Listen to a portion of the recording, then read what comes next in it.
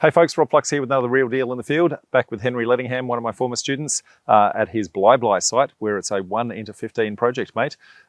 This one, interesting acquisition, some negotiation opportunities that came about. So give us some insights into how it came about. Yeah, so really interesting story about how it was acquired. We weren't looking for this kind of site.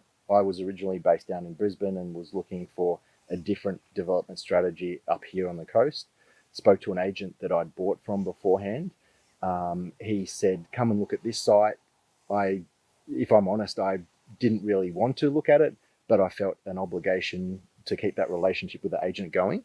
So came and looked at it, got an understanding of what the numbers look like. It worked, and then progressed it from there. And the situation, I guess, with the site at that time, there'd been multiple developers go through, have it under contract in due diligence, and then crash it. So I think there was at least 3 other developers, and that time frame might have been a year. So at that point, the landowner was pretty frustrated and just wanted someone to, I guess, do the deal straightforward and progress it. So Yeah, that's where we came in. Because there's a couple of challenges on the site. It's not exactly, I guess, your standard run-of-the-mill. It's pretty slopey, as you can see. A couple of issues around floodplains and a couple of other things like that. So we're going to go and look at each one of those individually. Yeah. But I guess by you simplifying that and building a relationship with the owner, that's really the key to this. This is a people game, folks. So make sure that you're actually very people focused. Yeah. And by the sound of it, that might be where previous negotiations broke down, I guess, with the other developers. So. Yeah, I guess the way I approached it was the other developers, I think, had not given clear indications on what was possible. So there was a misrepresentation to what could be achieved here, and then that obviously affected the offers. But yeah, my approach was just to be straightforward, be honest with the yield that we could get, and then the offer that we could give, and explain, why that was the case. And that seemed to work very well because we weren't, changing the expectations of the owner. Yep, absolutely. So we're going to pop up a little deeper into the site, go up the hill a little bit. But while we're here, just because of the fact that it's in a hill, you can see just in the background, it's going to be some significant retaining walls that actually have to go into this. We'll talk to how and why that is as we get up the top. So until then, folks, we'll see you on the other side. Here we are, folks, about halfway up the hill on this particular project, and actually looking over the edge of one of the retaining walls. Mate, you can see down the bottom, I guess there's a little bit of a lake. Tell us a little bit about what's down there and why we have to be so high. Yeah.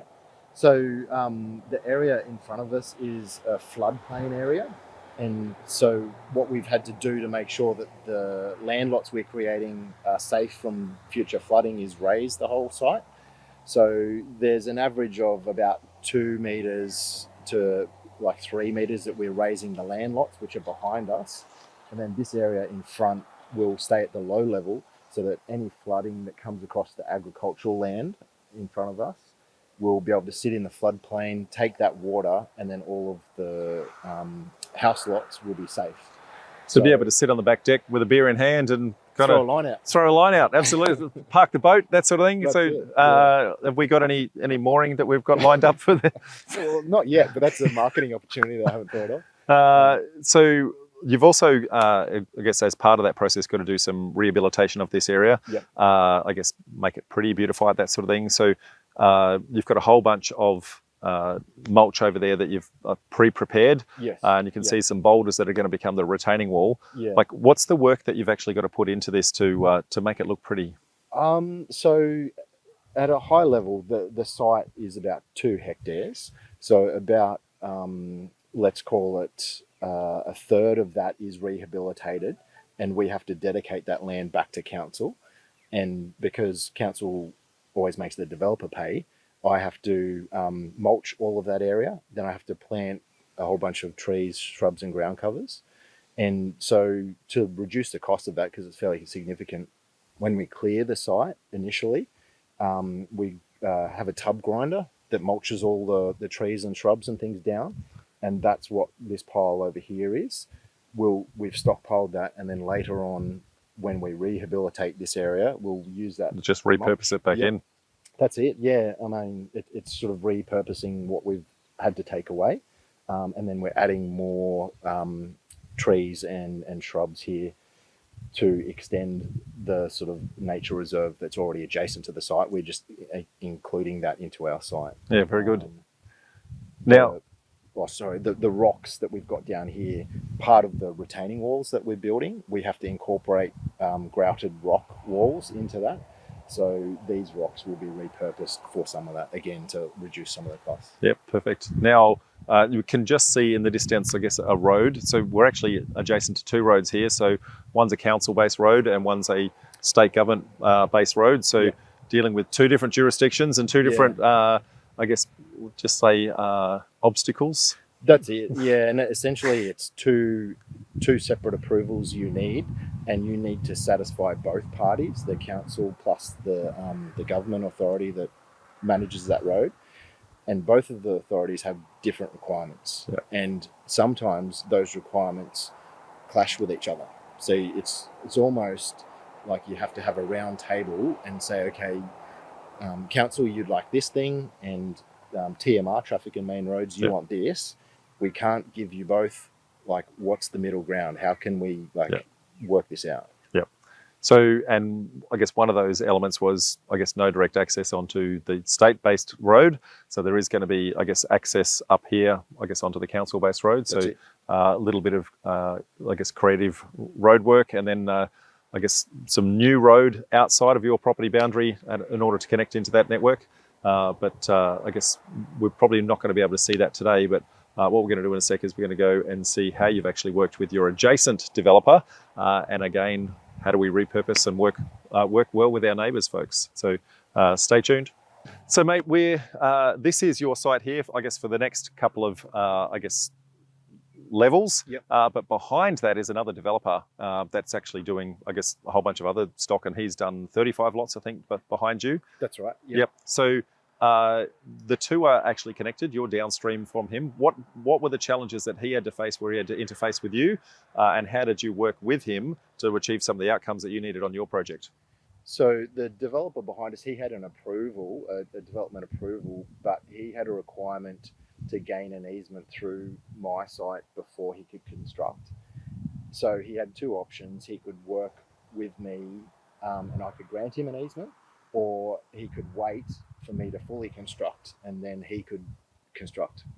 So we had some chats, came to an agreement where I would grant an easement across my site so that he could progress to the same stage, operational work stage. And as part of that deal, I need to bring in a lot of fill to this site to build it up, to make sure that we have that flood safe area. And then in his site, fortunately, he needs to cut and export a lot of fill. So he would normally pay money in transport and maybe some dumping fees to get rid of that. And I would normally have to pay money in transport to get fill here. So we've come to an agreement where he will give me his fill. That will reduce my costs, and then that will also reduce his costs. So it's a bit of a win-win. And it's about working with your neighbours. Now, from a timing perspective, we didn't actually talk about this one, but you granting that easement early means that he can actually progress his project before you, which means that from a sales perspective, you're not actually going to be competing with him. He'll actually have been setting the price point for you. That's it. And which then means that by the time you get there, less competition, price point's already been set, and hopefully smooth run to the finish line. That's it, yeah, because the area is very undersupplied in land. We're hoping that off the back of his sales, we can then leverage that and then, be in an area where there is literally no more development that's possible because of the zoning in front of us, which is agricultural. So it's the last piece of land, essentially. Yeah, and being agricultural, sugarcane farms, so nice views, I guess, from these elevated blocks. And also, just on the other side, we didn't touch on this before, but there's actually a lake down the bottom there. So you're going to build an interface into that. So whilst, I guess, the main road is there, it's not that much of an eyesore given that everything's working around it. That's it, yeah. These blocks will be tiered up the hill. So the tough thing about building them is there's more cost and time. The good thing from a sales perspective is that the lots will have views for all of the houses. Like the houses at the back will be able to look over the houses at the front and take advantage of this view. So everyone gets Everyone good outcome. wins. Everyone wins. Yep. Yeah, mate. Fantastic outcome. Mate, it's been a pleasure seeing, I guess, a number of your projects now over time. So, and Henry's been very generous to share all of his projects in the past at some of our meetups where he shares a complete real deal. If you guys want to see Henry's projects or any other projects from other developers doing stuff, make sure you come to one of our events. We run them in Brisbane, Sydney, Melbourne, and Adelaide, and we also live stream them all the way around the country. So make sure you click on the links below, folks, and come and see the full story at one of our upcoming meetups. Till then, bye for now.